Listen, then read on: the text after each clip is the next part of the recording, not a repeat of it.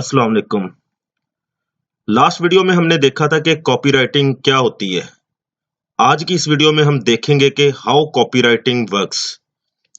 Copywriting basically एक different content है। ये टिपिकल राइटिंग जैसा कि कोई आर्टिकल लिखना या कोई ब्लॉग पोस्ट लिखना या कोई भी किसी किस्म का कंटेंट लिखना, ये उस कंटेंट से बिल्कुल डिफरेंट चीज़ है। कॉपीराइटिंग बेसिकली हम अपनी ऑडियंस को एंगेज करने के लिए या फिर हम अपनी सेल को इंक्रीज करने के लिए लिखते हैं। कॉपीराइटिंग का लफ्ज़ सुनते हुए बहुत से लोगों के ज़हन में ये ख्याल आता होगा कि कॉपीराइटिंग शायद कॉपीराइट्स की तरह है, कि ये कोई लीगल ट्रेडमार्क या किसी भी किस्म की कोई किसी कंटेंट की प्रोटेक्शन के लिए नहीं है, या किसी लीगल ट्रेडमार्क की तरह नहीं है। ये बिल्कुल एक डिफरेंट टाइप का कंटेंट होता है, जो कि मैंने अभी आपको बताया है कि हम अपनी ऑडियंस को एंगेज करने के लिए या अपनी सेल को इंक्रीज करने के लिए यूज़ करते होते हैं। तो इसके अलावा किसी भी बिज़नेस को हम इंक्रीज करने के लिए हमारे पास अगर किसी बिज़नेस की कोई वेबसाइट है, तो हम वेबसाइट के ऊपर ऐसा कंटेंट लिखेंगे कि उस कंटेंट को देखते हुए हमारी ऑडियंस एंगेज हो, ना कि ऐसा कंटेंट हो कि जिसको देखते हुए हमारी ऑडियंस फ़ौरन भाग जाए और हमें फ़ायदे की बजाय नुकसान हो। अगर हमारी वेबसाइट के ऊपर अच्छे तरीके से कंटेंट नहीं लिखा होगा, कॉपीराइटिंग स्किल्ड पर्सन ने वो कंटेंट नहीं लिखा होगा, तो हो सकता है कि हमारा आने वाला कोई भी व्यूअर या विजिटर उस पर एक लम्हा भी गुजारे बगैर फ़ौरन वापस चला जाए और हमें कोई फ़ायदा ना हो। तो बेसिकली कॉपीराइटर जो होते हैं, उनका काम ही ये होता है कि हमने आई कैचिंग और ऐसा कंटेंट राइट करना होता है कि जो हमारी ऑडियंस को 100% एंगेज करे और हमारी ट्रैफिक को बढ़ाए, हमारी ट्रैफिक को रिटेन करे और हमारी सेल या हमारी वेबसाइट के विजिटर्स को इंक्रीज करे।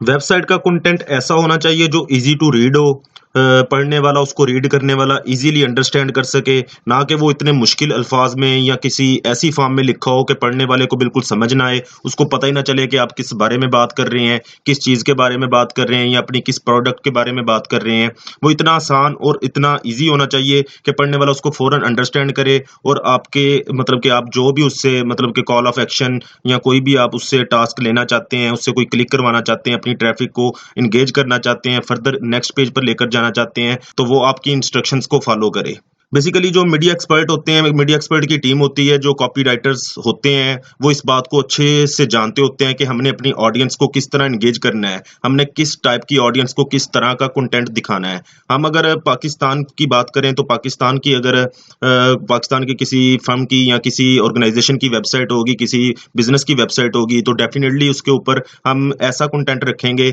जो इजीली हमारी ऑडियंस रीड कर सके, ना कि हम ऐसा कंटेंट यूज करें जो कि रिलेट करता हो यूरोप या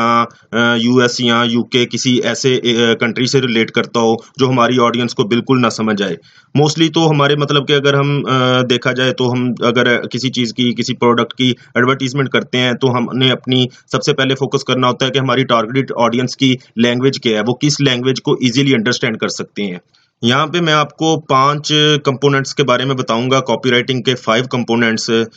जो कि कुछ इस तरह से है कि एड्रेसेस अ स्पेसिफिक ऑडियंस। सबसे पहले हमने अपनी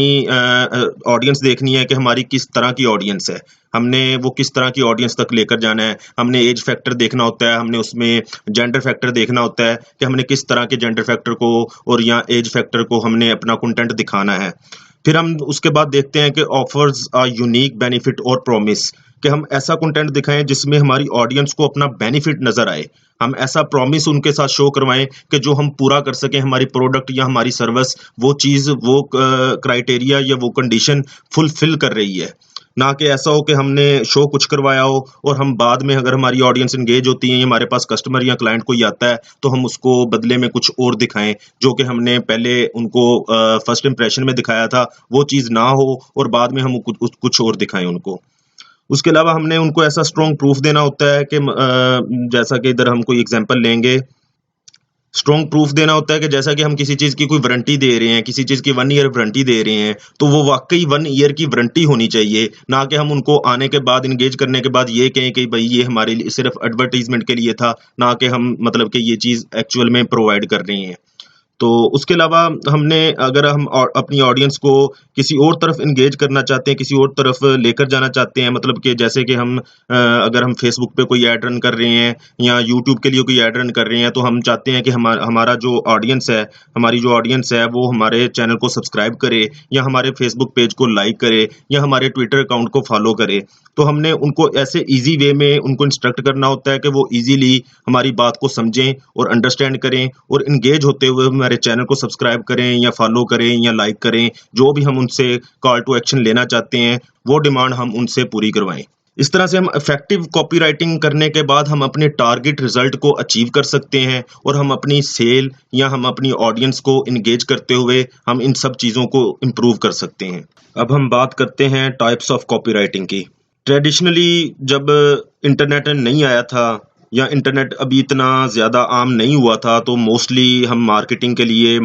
जो कंटेंट कॉपीराइटिंग कंटेंट यूज़ करते थे, तो वो हम डायरेक्ट मेल पैकेजेस के थ्रू यूज़ करते थे, पोस्ट कार्ड्स के थ्रू यूज़ करते थे, न्यूज़पेपर यूज़ करते थे। आप सबने देखा होगा कि जो मैगजीन और न्यूज़पेपर हमारे घरों में आते थे तो उनके ऊपर बड़े बड़े एड्स बने होते थे। एक एक पूरा फुल पेज जो होता था वो ऐड के लिए होता था, उसके ऊपर इमेजेस बने होते थे, अपनी प्रोडक्ट को उन्होंने अच्छे से डिस्क्राइब किया होता था, साथ अपनी टैगलाइंस लिखी होती थी, प्रोडक्ट की डिस्क्रिप्शन लिखी होती थी। उसके अलावा टीवी और रेडियो कमर्शियल्स होते थे, ब्रोशर्स थे, पोस्टर्स थे, कूपन्स थे। इस तरह की बहुत सी चीज़ें थी जो प्रोडक्ट की सेल बढ़ाने के लिए यूज़ की जाती थी। लेकिन आज के ज़माने में जब इंटरनेट का दौर अरूज पर है और हर बंदे के पास सेल फोन है, हर बंदा इंटरनेट यूज करता है, तो सैकड़ों ऐसे तरीकाकार और ऐसी मार्केटिंग टूल्स हैं, ऐसे टैक्टिक्स हैं जिनके थ्रू हम अपनी प्रोडक्ट की मार्केटिंग कर सकते हैं। जिनमें से मोस्टली वेबसाइट्स हैं, ईमेल कॉपी है, ऑनलाइन आर्टिकल्स हैं, सोशल मीडिया पोस्ट हैं, ब्लॉग्स हैं, ऑनलाइन एड्स हैं, सबसे बढ़कर वीडियोज हैं, वेबिनार प्रेजेंटेशंस हैं और इस तरह के बहुत से ऐसे मेथड्स हैं ऑनलाइन में जो कि हम यूज़ करते हैं अपनी प्रोडक्ट की मार्केटिंग के लिए। आजकल के दौर में दुनिया का सारा बिजनेस ऑलमोस्ट इंटरनेट पर शिफ्ट हो चुका है, ऑनलाइन हो चुका है सब कुछ। अमेज़न आ चुका है, ईबे आ चुका है, शॉपिफाई आ चुका है। तो इन सब चीज़ों के लिए अब जो मेथड यूज़ होते हैं ऑनलाइन मार्केटिंग के लिए, तो वो भी डिजिटली ही यूज़ होते हैं, जैसा कि गूगल एड्स हैं, फेसबुक एड्स हैं और इस तरह के बहुत से प्लेटफॉर्म्स हैं जो कि हम मार्केटिंग के लिए यूज़ करते हैं। सबसे बढ़कर जो चीज़ इस वक्त अरूज पर है वो वीडियो एड्स हैं।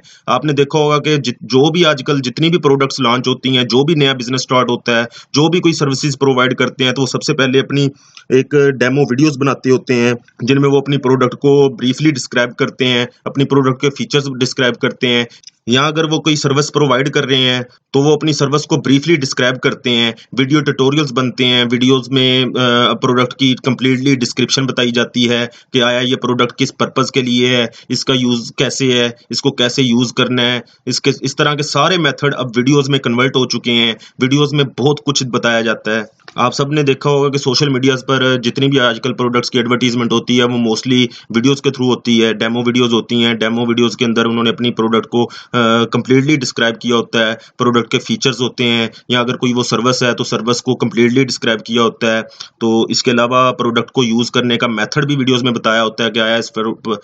प्रोडक्ट को कैसे यूज़ करना है, और उसकी सारी फंक्शनैलिटी एक वीडियो के अंदर कंप्लीटली 30 से 40 सेकंड की वीडियो में कंप्लीटली उसको ओवरव्यू दिया होता है उसका, कि वो देखने वाला उसको इजीली अंडरस्टैंड कर सके, उसको समझ सके कि ये प्रोडक्ट का पर्पस क्या है और ये कैसे यूज़ करनी है।